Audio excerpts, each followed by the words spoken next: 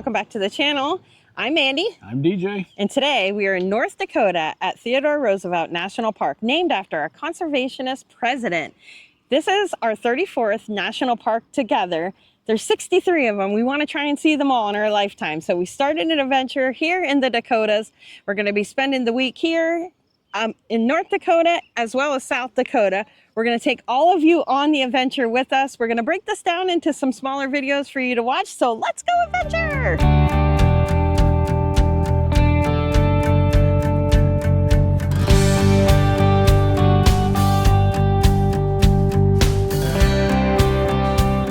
Hey, here's DJ getting his park stamp. Parks usually have some extra stamps, so we like to get those as well and put them in the book. And there is a space in our book for the extra stamps. Little look around the gift shop. Here's a look at some of the stickers you can get. Which one would you choose? Here are some ornaments. DJ and I started picking up an ornament for each national park so we can remember our trips when we're decorating the tree. I just downloaded this book not too long ago on Audible and I'm still listening to it. Have you read that book yet? Here's everything I went with. So they got a little museum we'll walk through after we hit up the visitor center.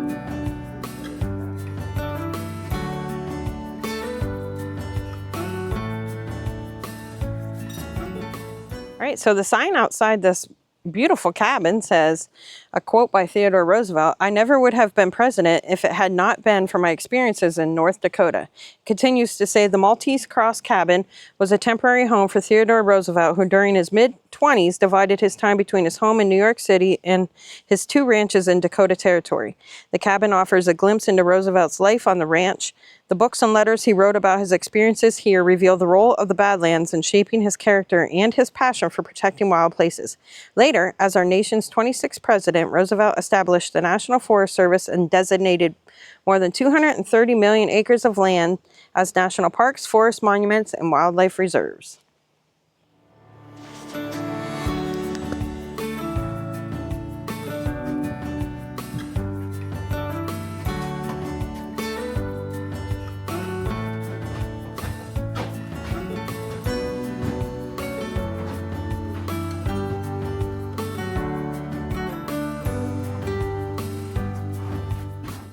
So we just spoke to the ranger and he said that that is the original cabin of Theodore Roosevelt. It was originally located about 7 miles south of Medora. It has traveled around to different spots in the country, but it's now finally in its final resting place here. So one of the highlights of this park is the 36-mile Scenic Loop Drive. That's what we're gonna go do now. So let's go see what we can find.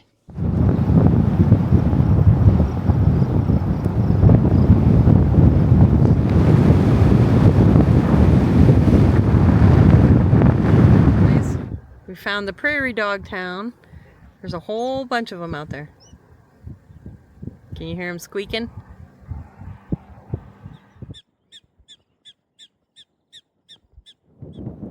So the sign says, Deej, that burrowing owls lay their eggs and raise their young in abandoned prairie dog burrows. These small owls pose no threat to the prairie dogs.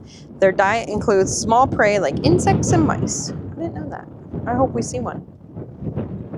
There's a good look at a prairie dog burrow, I guess they would be called. So according to this brochure, prairie dogs live in family communities or towns, which contain smaller neighborhoods called coteries. Prairie dogs are arguably the prairie's most important animal. They are known as a keystone species. This means that everything is connected to them in some way, and little could survive without them around. I could have just sat there all day watching them. But let's see what else we can find. Hopefully some bison.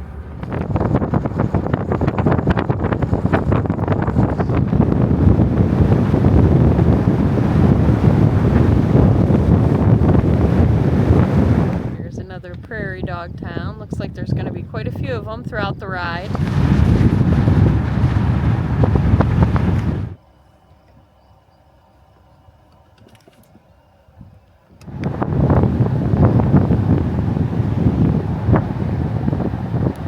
Look up there, guys. We found a bison. He's just chilling out up there.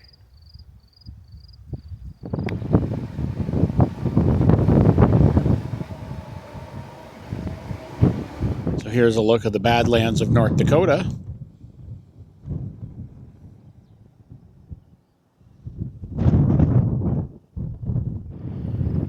Look at all the different colors of the rock, all the different layers. It's kind of neat. I'm not sure if the camera is picking up all the different colors or not. There's another bison right along the road.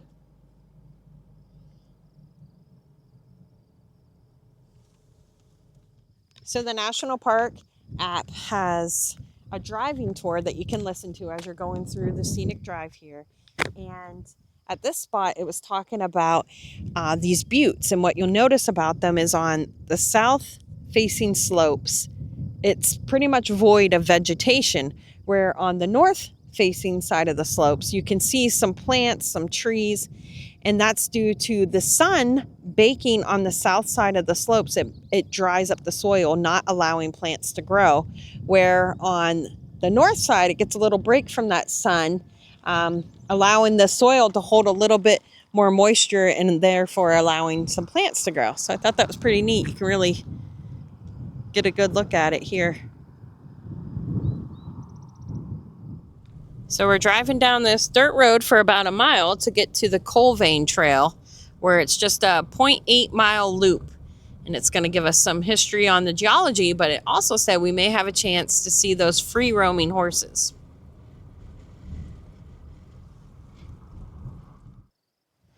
All right, so the brochure talks about the different layers of rock. So the brick red is called clinker, and that forms when coal veins catch fire and bake the rock above, changing it into this much harder red rock. The brown and tan are sandstone, siltstone, and mudstone, and are sediments washed down from the Rocky Mountains. Black is coal and is the remains of the ancient plants and animals that lived in the Everglades like swamps. And then the blue-gray is bentonite clay. It's made of ash from distant volcanoes. In 1951, it caught fire and burned for 26 years. As it burned away, the rocks above were left unsupported and the surface collapsed, forming the depression that we are walking in. Before the fire, the land was level with the top of the stairs. So the sediment that we're looking at here is from 55 million years ago, when volcanoes in the Rockies spewed out ash that blew east. At that time, this area was a vast tropical swamp. The ash settled in wet areas and became bentonite clay. Bentonite looks like popcorn when dry, but becomes sticky, slick mud when it is wet. It can absorb up to 5 times its weight in water. I just spotted a turkey. I'll try to zoom in on it on my camera.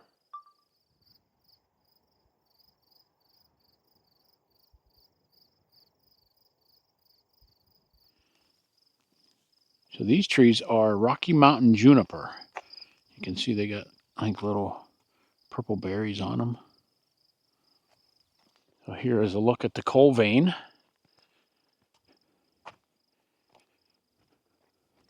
Just ahead and to the right is where the coal vein fire burned out after 26 years.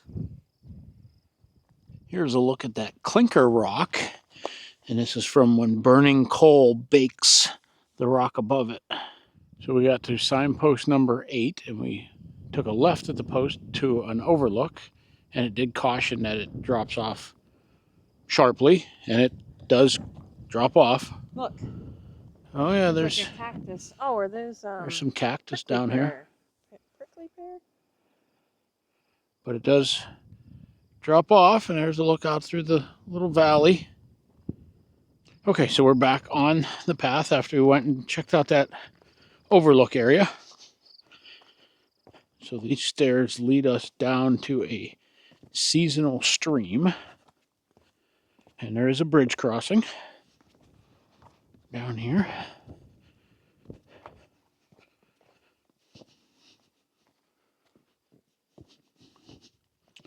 Here's a look at the seasonal stream. She's drying up. So here we are at signpost number 11, and this is the spot where the coal vein got lit in 1951 by lightning. So this plant here is sage, and it lines this trail.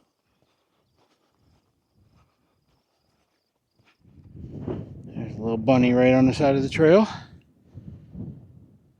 All right, so we finished that trail. It was kind of neat to learn that lightning caused that underground fire, and that can still happen today.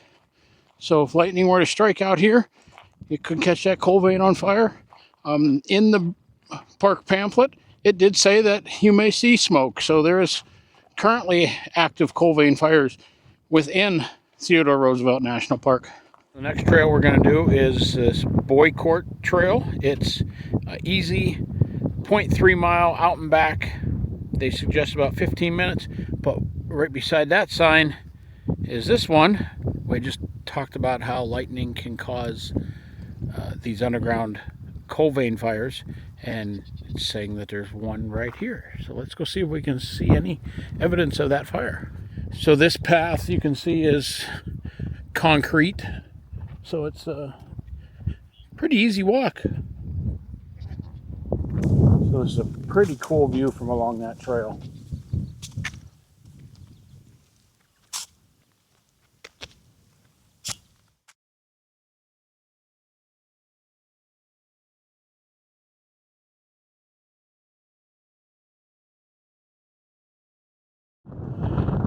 Okay, so the weather isn't what I really was expecting. I thought we'd be a little bit warmer and maybe not as windy. But look at this view we got from up here. Well, walked out there, saw some really cool views, but we did not see any smoke from the coal vein fire. We're going to get back in the car. We're going to finish driving the loop, and then we're going to go get something to eat. Look at that, another bison. So right here, there's signs for the coal vein fire. And then you can see this here, and you can definitely smell this area has a distinctive odor of something burning. So we're thinking this area here is part of a coal fire, and it has collapsed in, similar to what we were walking in a little bit ago.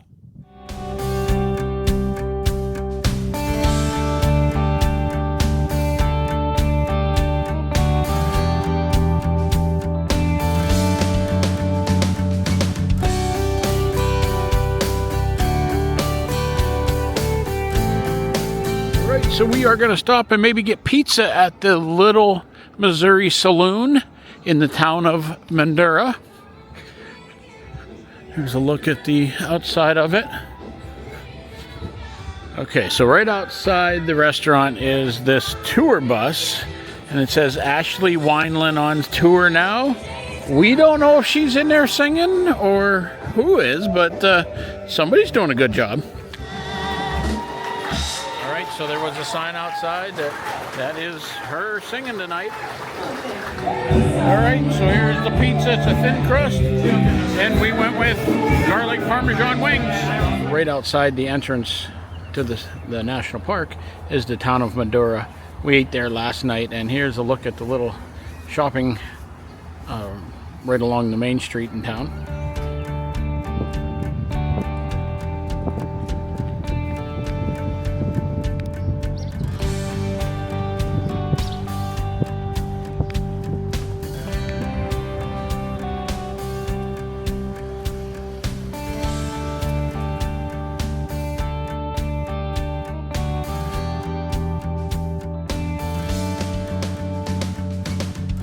Good morning, it's day number 2 at Theodore Roosevelt National Park. We're back on the Scenic Highway, and we stopped at the old east entrance. So we're gonna go take a look at some of these buildings that the CCC folks built way back in the day. So let's go. So the old east entrance is located near one of the park's prairie dog towns. As you can hear, he's right there.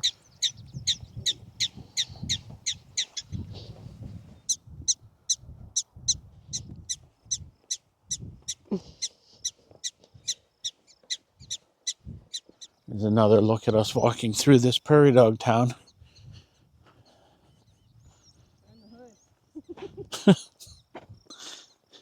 And yeah, you do kind of have to watch where you walk because this is a shared trail with the bison.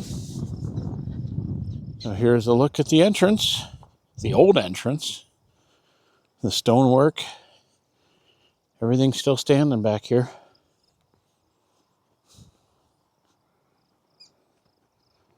Imagine all the visitors that came through this entrance.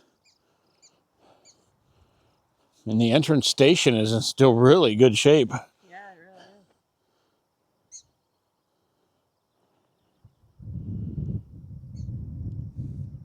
So here is a look at the area near the entrance. So the highway is right up over here. And here's a look at over the prairie. Assuming this is where they would have came in at. There's about 4 prairie dogs standing there looking at us. This is where the cars would have came in. And down in that direction there is where we parked at to walk down here. And then here's a look at the entrance station. You look out, there's a bunch of prairie dogs like right at the entrance looking at us too. And here's the old building.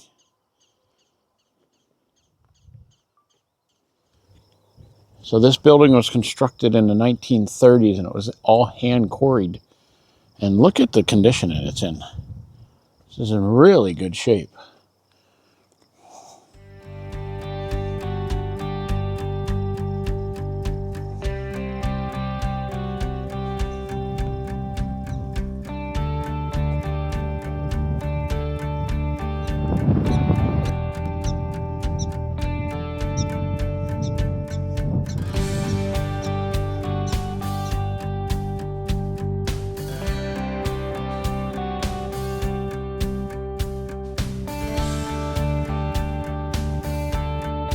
Okay, so now we're headed down to the Petrified Forest. This is the type of road we're driving on because the original road is closed down, so we had to take a little detour to get here, but thought it was kind of cool to show you guys that we were traveling on this dirt road. We have to travel on it for about 50 minutes through this open range. All right, so we are going to do the Petrified Forest Trail. There is a north and south trail, but right here is the sections of Petrified Forest that we want to check out. So it's going to be, you hike out and back. So we're thinking maybe a little less than 3 miles out and back. Okay, so here is the start of the trail. We have to go through this gate because we are in the Theodore Roosevelt Wilderness area. So there is bison and wild horses and things.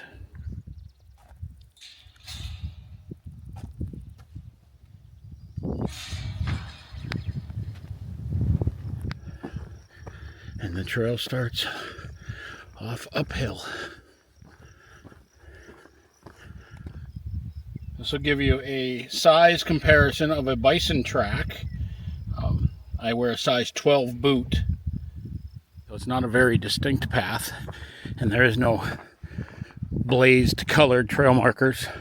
Every now and then we see like a 4x4 post sticking up, but you can see the path faintly up through here.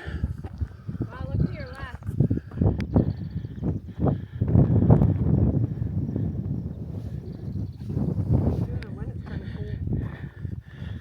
So here's one of those caves that I keep seeing. I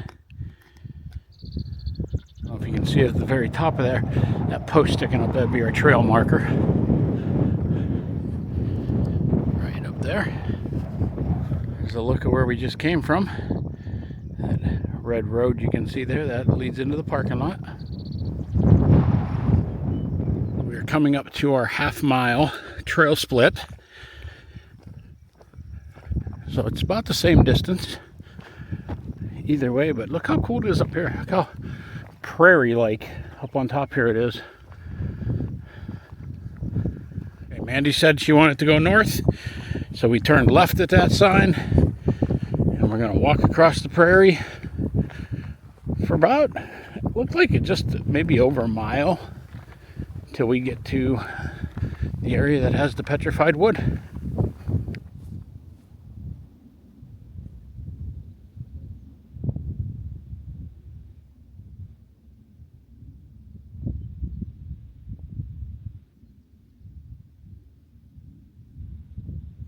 All right, so here is our look going down. Finally have some woody vegetation down this way.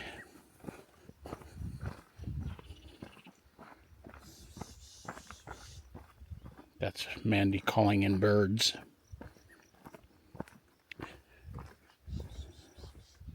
There she is again. It's called a pish. She's got her Merlin app going, and she's trying to identify some of these birds out here. There's a couple of them that she has been able to identify from the app that she said she has never seen before. So she's trying to see some of these birds. And I just happened to have a glimpse of what I think is my trail down here. You can see out there that one little thin path out to that bare spot. That's our trail. So here's our first look at some of the petrified wood. We got some bison tracks. We got some cactus right here. There's the cactus. There's the petrified wood. But we're thinking over along the edge we might find some more. So let's go keep exploring. All right, so we found some more. Check out these. This is all petrified wood.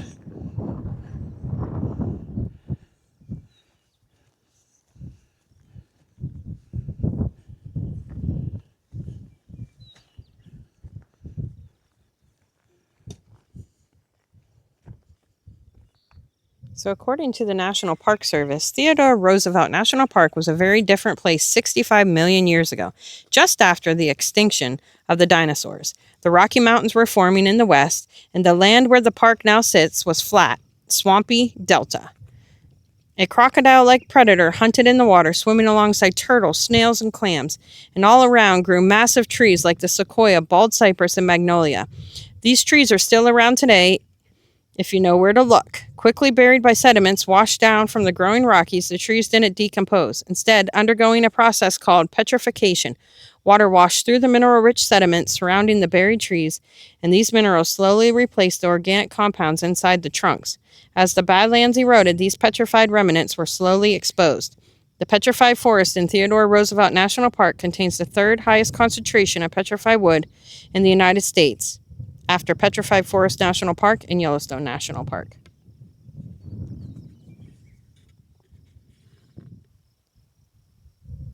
So you can kind of see some of the sparkly material in this piece of petrified wood. That's probably those minerals that slowly replace the organic compounds inside the trunks.